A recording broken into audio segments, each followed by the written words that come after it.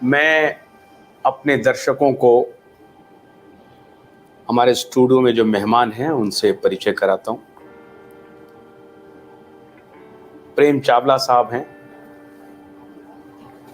आनंद chemicals के नाम से इनका बड़ा बिजनेस है मध्य प्रदेश में। काफी पीड़ित रहे हैं, लेकिन इनकी पीड़ा बाद में सुनेंगे। इतने बड़े व्यवसायी हैं। मैं आज इनसे जानना चाहता हूं, ये वीडियो में पहली बार इनको सुना रहा हूं, और ये बार बार हमको पूछते रहे कि आज शो में क्या है, विषय क्या है।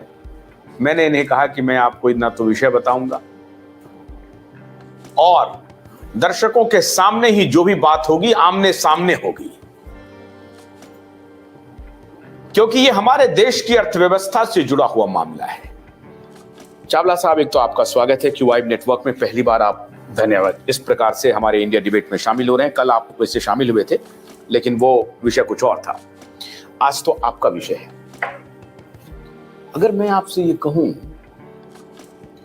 भारत में प्राइवेट लिमिटेड कंपनी चल रही है सरकार की, कोई गलत हो?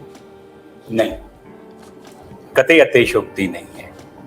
ये एकदम से प्राइवेट लिमिटेड जैसा कारोबार है, बल्कि पब्लिक लिमिटेड भी नहीं है, ये बिल्कुल प्राइवेट लिमिटेड है। हर चीज कन्फाइंड है, सेंट्रलाइज्ड है, और दोहन अपनी इंतहा पर है।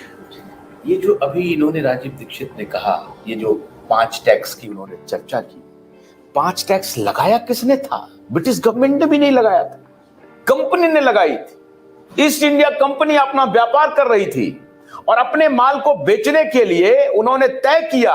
ब्रिटिश पार्लियामेंट में on record, house of Commons, British parliamentarian कह रहा है कि हां, हमें भारत की अर्थव्यवस्था को तबाह करना है।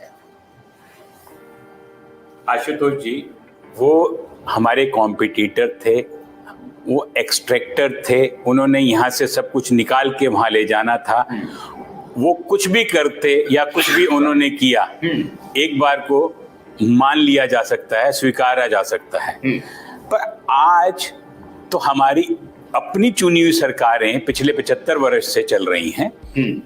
वो क्या कर रही हैं? उन्होंने इसमें किसी चीज में भी कटौती नहीं करी है, बल्कि उन्होंने करों पे उपकर और लगाए हैं। उन्होंने तो सिर्फ कर लगाए थे, उपकर तो कांग्रेस पार्टी के जमाने में हर चीज पे लगा था। सेल टैक्स के अंदर में हमें मालूम है कि 12% का टैक्स लगता था और 10% का उसके ऊपर में सरचार्ज लग जाता था।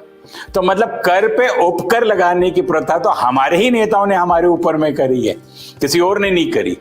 तो इसके अंदर में ये तो देश और देशवासियों को, भारत के अंदर में जो लोग व्यवसाय कर रहे हैं उनको पूजना चाहिए। ये उतने ही पूजनीय हैं, उतने ही श्रद्धेय हैं जितने हमारे देश के बॉर्डर के ऊपर में जो सोल्जर्स लड़ाई लड़ते हैं या देश की सीमा की सुरक्षा करते हैं। ये कतई उससे कम